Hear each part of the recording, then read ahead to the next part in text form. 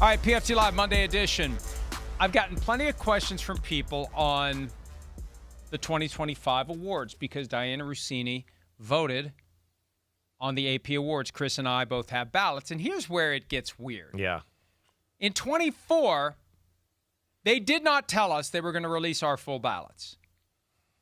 And then they released our full ballots. And Dianna Russini's on record as being upset because her phone blew up with complaints from people that I guess they thought she voted for them and she didn't. So that was weird that the AP released everyone's ballots without telling anyone in advance they were going to. This year, the email from the Associated Press told us that they will be, not might be, not reserve the right to be, will be releasing the ballots. And then came the awards, and they didn't release the ballots. And I say that because I think it's fair game to ask the AP for individual ballots. And I'm curious about her Coach of the Year ballot. And I don't know what it's going to show. And, hey, Vrabel won. And it's not even close. It's not like if you throw her votes out, Liam Cohen wins. Yeah.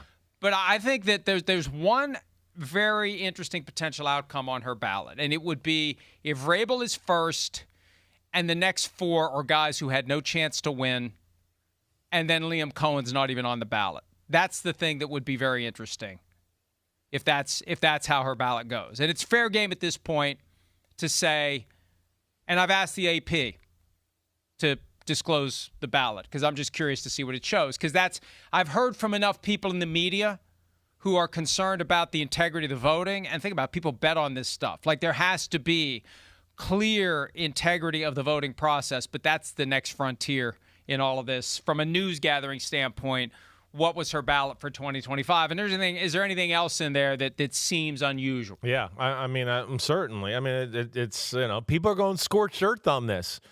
I mean, all the things on Instagram, old interviews where she's, taking a slight shot or a full shot at her husband. I mean, it's so everybody's looking for stuff like this now.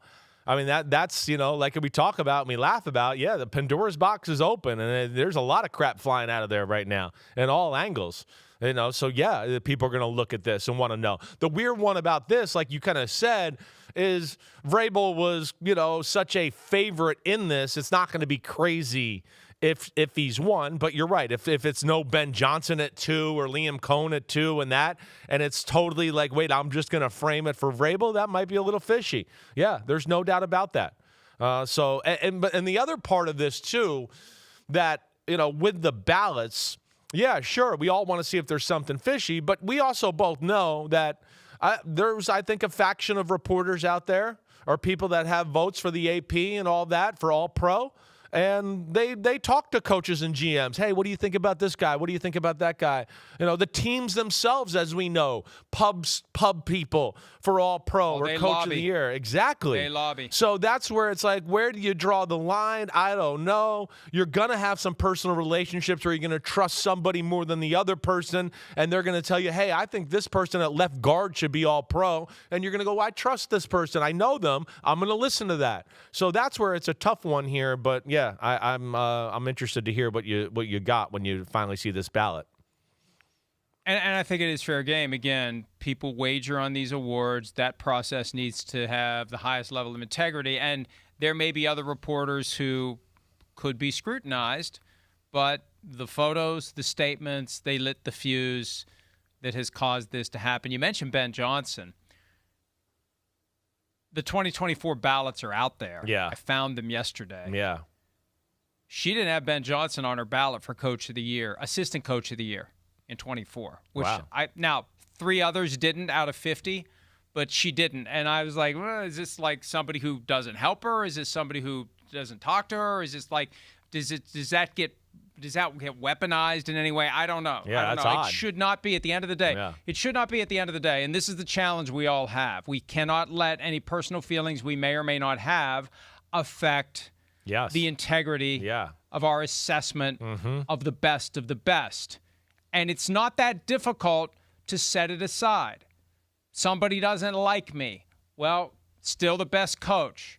Somebody wouldn't do an interview with me. Still the MVP.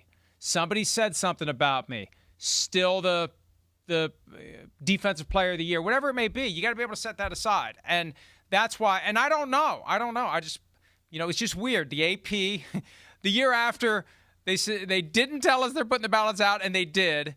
They told us, and they didn't. But I just want to see what's there, and I think it's fair, and I'd love to see them all.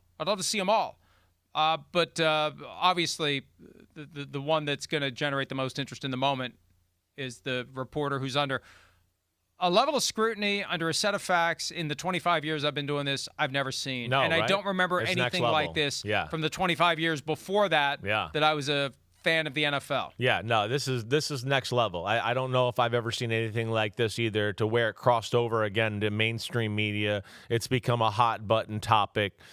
We've all heard rumors and things of this nature in the history of football. That coach hooked up with that beat reporter or somebody. Has that gone on? Yeah, we know that has. It's a lot of people in the history of the NFL. But this one, I think with the pictures to go along with it, and then the story, and then there's such strong denial, and then yet, like you talked about in the first segment, no evidence of the other people that were supposedly there, sharing it. Nobody really coming on record to be like, no, I was one of those people they're talking about that was there. That to itself has made it, I think, even catch on fire even more here. And, it doesn't seem like it's going anywhere anytime soon. No, it's definitely not going anywhere. And even though the draft is 10 days away, I don't think it subsides before the draft. I think the draft will provide that hard reset. But with Vrabel not talking today, is he not going to talk during the draft? Most teams make the coach and the GM available the first day, the second day, the third day of the draft. And maybe that's the time to do it because there will be many other things to ask about. Lost. Yeah. But he's still going to get asked about it. He is. There will be a question framed about it. And I think his best play may be to create a new statement that strikes the right tone. Maybe wait and see what The Athletic does, and something can happen as soon as today. Wait and see what The Athletic does, issue a new statement, and then make it clear that you will have no further comment on the matter. So when you're asked about it, you can say everything's in my statement. Now, it's got to be it can't be a one sentence. It's got to be something thorough. Yeah. But that's the best way to do it, because otherwise you're talking about it extemporaneously, and if you may flash some frustration, if you're thinking, why the hell do I even have to talk about this? Why do people care about this? Don't they have better things to care about? And that could be the reaction. Look, if you don't understand or don't care to understand the nuances of the employment principles at play here, it's very easy to just take a brusque kind of, man, you people are weird. Why do you care about this? This is laughable. That same attitude that came through in the statement from last Tuesday. I look at those statements from last Tuesday, and all three of them. And I remember thinking at the time, because this was the moment that I decided to write about it, because, I don't know what to do with this. I saw the photos, and it's I don't really know what to make of this. And I scroll the story, scroll, and I see the statements. It's holy, I got to write the story now because we have these denials. You take that strong, right out of the gates, you take that strong position. Any other consideration or characterization is laughable. You're setting yourself up for a problem. Hi, it's Mike Florio. Thanks for watching PFT on YouTube. Hit subscribe for the latest news and analysis from Pro Football Talk.